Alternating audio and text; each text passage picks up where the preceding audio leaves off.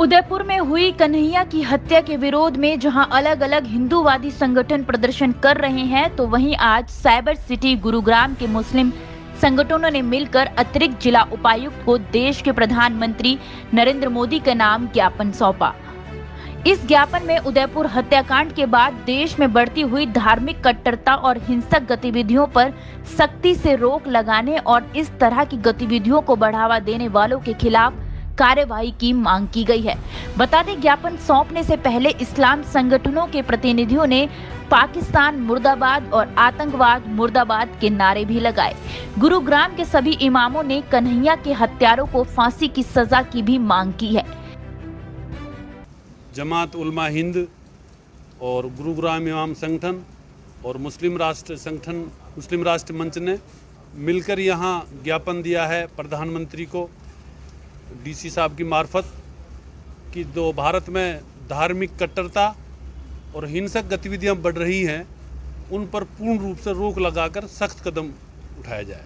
कन्हैया लाल की जो निर्मम हत्या हुई है, उसको पूरा भारत, सर्व समाज उसकी निंदा कर रहा है। ये भारत सबका है, हिंदू का, मुस्लिम का, सिख का, ईसाई का। ये किसी एक जाति, एक धर्म का भारत नहीं है। हम सब से मिलकर भारत बनाए। मुस्लिम राष्ट्रीय मंच के राष्ट्रीय संयोजक की माने तो देश में जिस तरह धार्मिक कट्टरता बढ़ रही है, उस पर रोक लगनी चाहिए। उन्होंने कहा कि उदयपुर हत्याकांड का मुस्लिम राष्ट्रीय मंच पूर्ण रूप से विरोध करता है। वहीं मानेसर में विशेष समुदाय को गांव से बाहर का रास्ता दिखाने वाली बात पर खुर्शीद रजाका का कहना है कि भारत किसी एक धर्म या जाति का देश नहीं है। ताकतें जो देश को तोड़ देना चाहती हैं, वो कहीं ना कहीं विदेशी आकाओं के इशारे पे यहाँ काम कर रही हैं। हमें उनसे होशियार रहना होगा। हमारे देश के 140 करोड़ लोगों को एक ही आवाज़ में आगे बढ़ना होगा। यही राष्ट्र का कर्ज है और यही भारत की जो भूमि है, इसका कर्ज है। इसको समझना होगा और हमें 140 करोड़ लोगों की बात करनी होगी।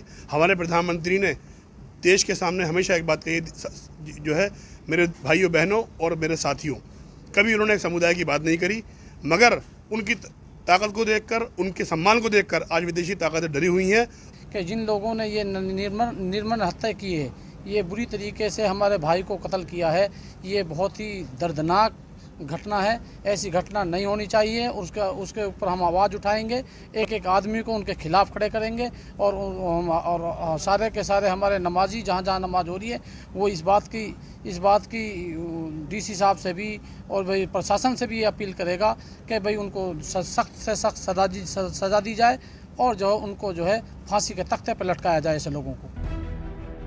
वहीं जमात उलेमा हिंद के सदस्य मौलाना काजमी का कहना है कि देश के प्रधानमंत्री ने अपने संबोधन में कभी किसी विशेष समुदाय के लिए नहीं कहा है। उन्होंने कहा कि आतंकवादी सोच के लोग जिस तरह देश में आतंकवाद फैलाने का काम कर रहे हैं, हमें उनसे लड़ना चाहिए।